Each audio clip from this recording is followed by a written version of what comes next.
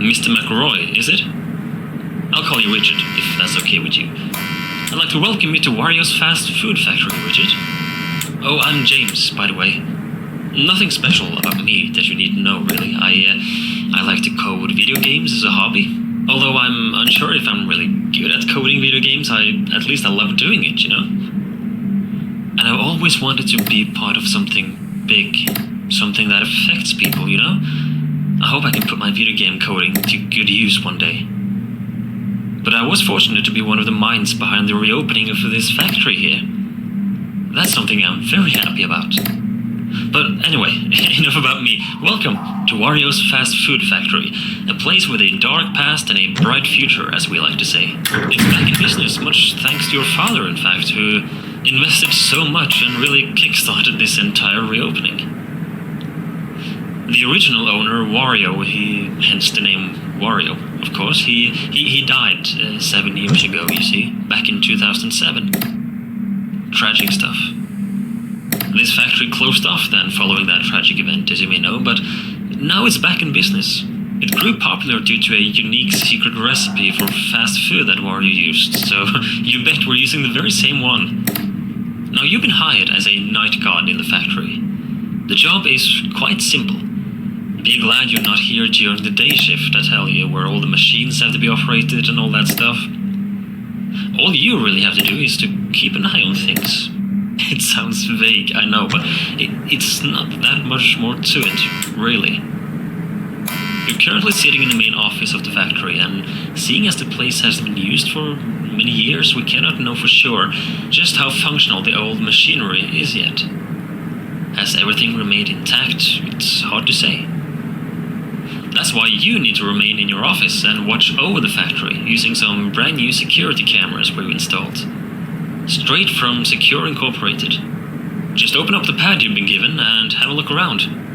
Just make sure everything looks okay, pretty much.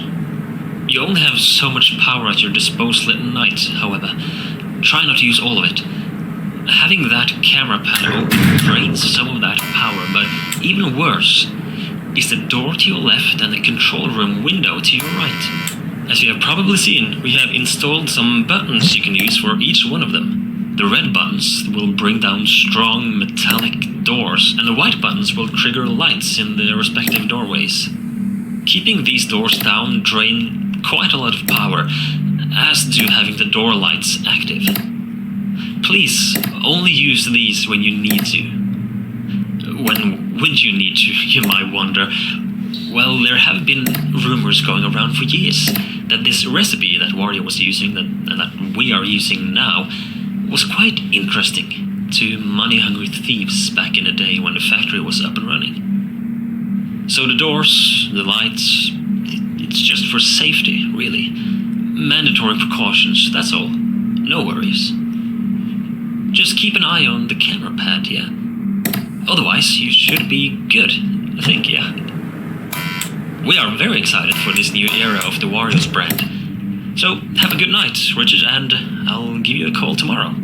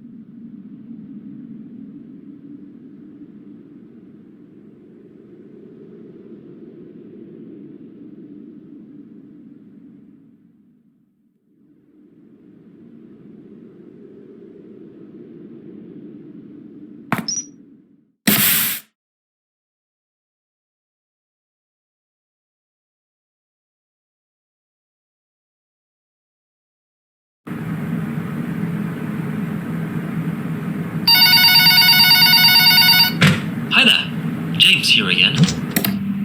I heard you did good last night. Well done, Richard. Remember, if you see anyone snooping around at night, you tell us about it, yeah? We don't want another uncomfortable incident, like... Anyway, I heard from a co-worker today that you had questions about this place and its past. Well, the original owner, Wario, businessman, he was kind, yet he wasn't free of greed and stress. But honestly, who are, really? He was clever, and he had that boss-type personality, It was him and his business partner, Waluigi, who started this factory and the Wario brand as a whole. I don't know much about this Waluigi guy, aside from him being known as the sidekick, kind of, or as the less interesting one. But Waluigi is said to have been good with words. Charming, convincing, clever, but also insecure. Living in his friend's shadow, putting Wario in front of himself. A people pleaser. That's how people described him. But also a people knower, apparently. He knew how to convince people, getting them to agree with him. That's probably why Wario chose him to be his business partner. The two of them made a good team, apparently. They started a cafe. That was the first thing, back in the 80s, you see, in the late 80s. Wario's Cafe, it was their first business, and that's also where this secret recipe of his found its footing and grew popular. They closed it off fairly quickly for unknown reasons, actually, and the two men began in the video game industry instead a few years later, in 1990, I think it was. WarioWare Incorporated. You might have heard of it. It was quite a spectacle, and the ideas and products from there were impressive, to say the least. However, people called the place haunted. Rumors has it that even Wario himself claimed the building felt off, and WarioWare actually partly burned down a few years later, unfortunately. It must have been an electrical fire, I guess, but that's when they were able to found their third establishment, which was this very fast food factory.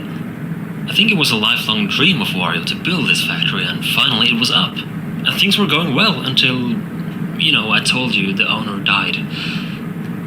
But that's not quite the entire story. He, Waluigi, along with 3 of their co-workers, completely disappeared one day. Gone. Nobody found them, heard from them, nothing. People had claimed to get strange vibes from the factory since day one, and the disappearance of these 5 didn't exactly lighten those rumors up. Some have even used the word cursed when describing this place. So what happened to them exactly, we don't know for sure. But I've talked long enough for tonight, Richard, I'm sorry. I just thought I would let you in more on the details of the past of your workplace, I'll let you get back to work, and I'll talk to you tomorrow night, yeah?